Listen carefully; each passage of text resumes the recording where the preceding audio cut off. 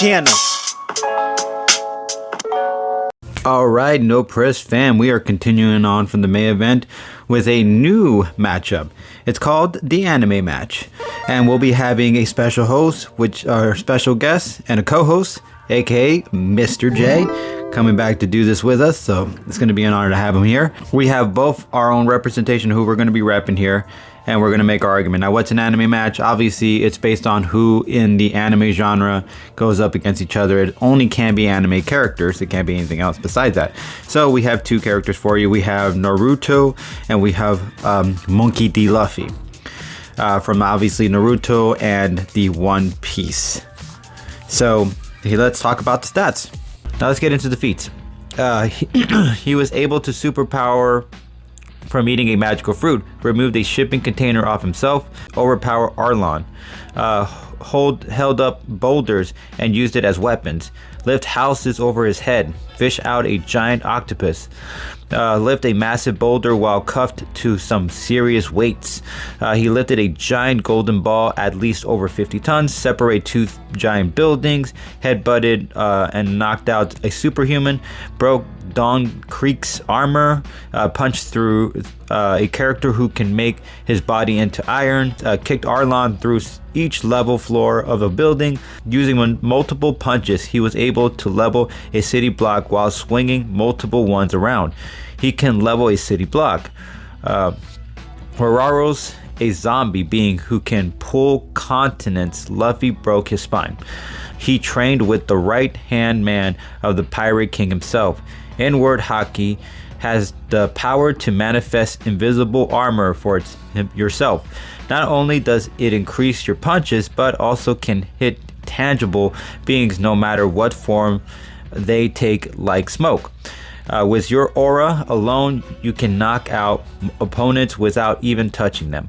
With Dawn's Shinja, hopefully I said that right, apologies if I'm butchering it, punches towards each other, they could shake the whole Colosseum with the weight of their punches. He punched out of the mountainside being named Pika Head into pieces. A large ship known as Noah's threatened the entire Fisherman Island. Luffy broke it into pieces before it could land. That's impressive. He punched Don Flamingo down hard enough to split a city. Needs 10 minutes to use his haki again. Draw blood from Kato.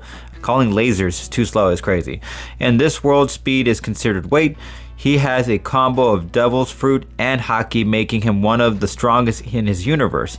He duked it out with the elders and the government, who are walking demons. Apologies. Took on an admirable, catch lightning bolts, fight faster than someone with lightning speed movement. With his Haki, he can see into the future. He can see something move coming, even if the character moves like at lightning speed. He can turn off his brain to make himself unpredictable for a character to predict his next move. In his entity form, he can grow the size of the dragon from the Dragon Ball Z franchise, make a fist the size of an island. He can fit hard enough to create massive nukes. His giant fist can swing over 100 miles per hour, making an impact above 5 times the force than a nuclear bomb. He can quake the moon. He can create objects out of thin air, such as a baseball bat, paint and paintbrush, and goggles. Feats, let's get into it. Naruto uses inner chakra. With this, he was able to turn himself into a dog, into another person, and make copies of himself at times. He was able to learn the Resogun. Sorry if I'm saying that wrong again. Apologies if I butcher it. In 1 week, he has 4 times more chakra than the average ninja. He has 9-tail chakra. He can combine the Rasengan move with Fox abilities to create even a greater attack. He can turn into Sage mode, making him one with nature. He can make extra arms out of his chakra. He can orbit Rasengans on top of other Rasengans. He punched an entity named Haku through several mirrors. He punched a giant snake, stopped a giant snake from charging at his friend. He can cut massive trees using his Sage mode. He can carve a way out of a mountain with his blast. He can lift a giant statue.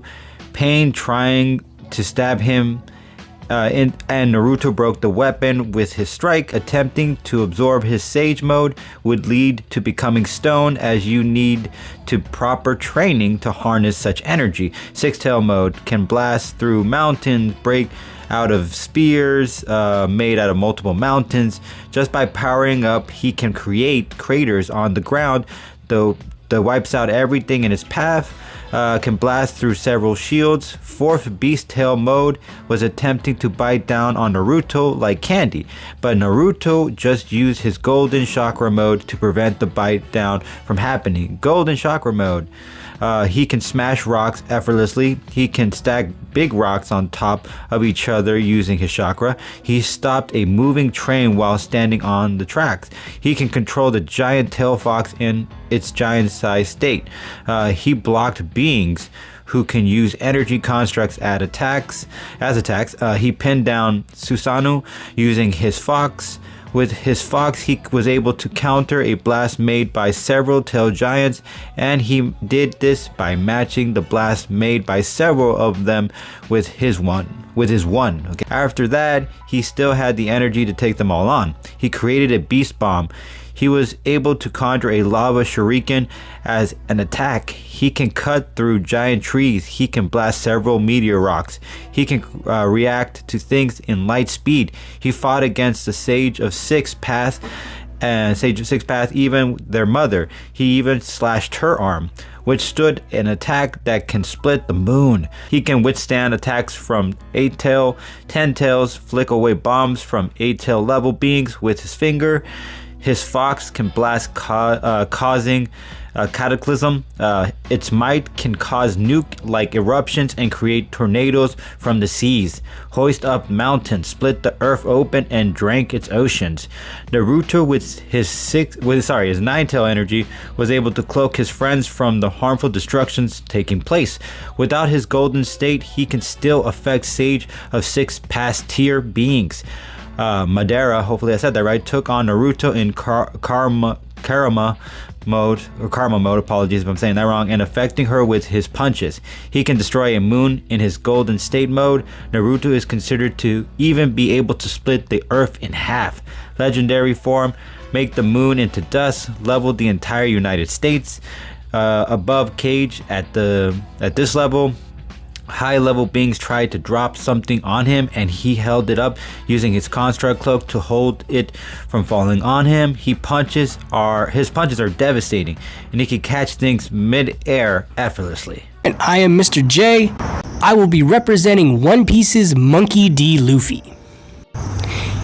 He can reach a level where the fight favors him a lot more. This is Gear 5, where Luffy can warp reality to his liking, making Naruto's attacks seem harmless to him by turning him into something rubber or something harmless.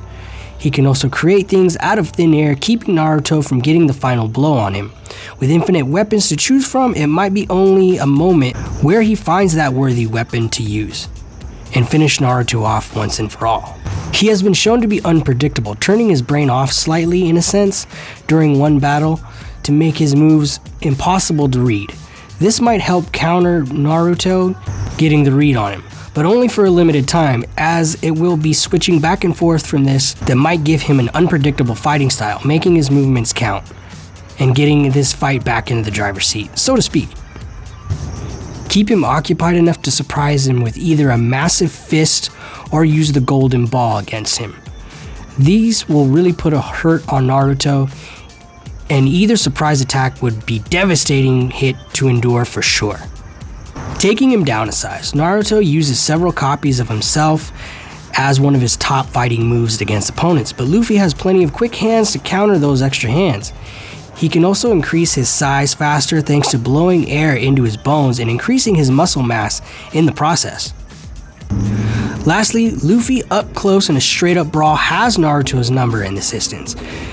Although Naruto is a skilled warrior, he sometimes requires distance to keep himself in the fight, while Luffy up close would be a problematic person to handle for sure, as being cornered against someone like that can be hard to defeat, given his strength and his many fists. More experience in the world of martial arts, He isn't just strong and possesses a level of power, but also a skilled ninja, training at a very young age to become one. Luffy does grow as he grows, but he does learn as he grows, apologies. But even in his early stages with his powers, his brothers without powers could beat him up. Place a young Naruto instead of his brother in that case, and he would beat Luffy easily. Now, fast forward today, his skills has only grown with his age, meaning he has probably been more knowledge in the world of fighting compared to Luffy.